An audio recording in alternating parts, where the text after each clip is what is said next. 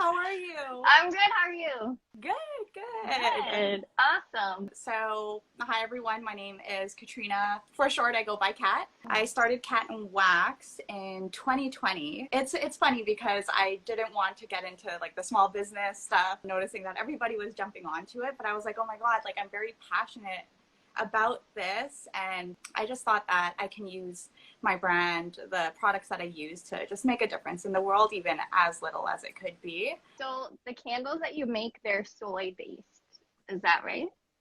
It's coconut soy. Coconut soy. Okay. Yeah. So what is the benefit of using coconut soy over other forms of wax? To provide some context, a lot of your common candles will utilize like a paraffin soy wax.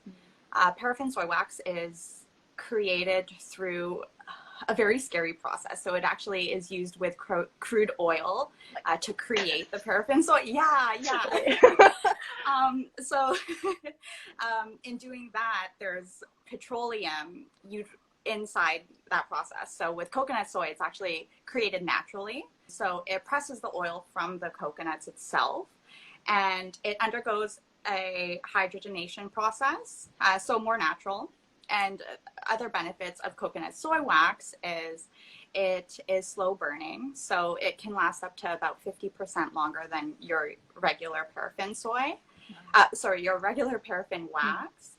And it's vegan too, right? So who doesn't like vegan products? What inspired you to start Cat and Wax?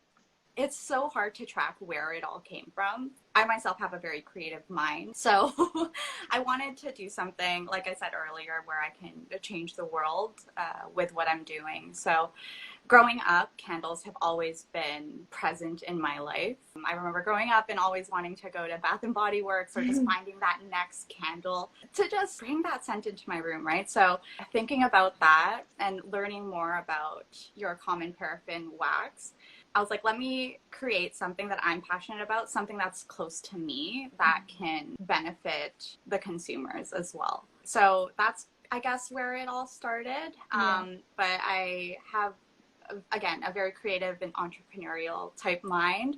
So it was a ongoing process. Like, what can I do? What can I do? What can I do? And this is something that I decided to stick with.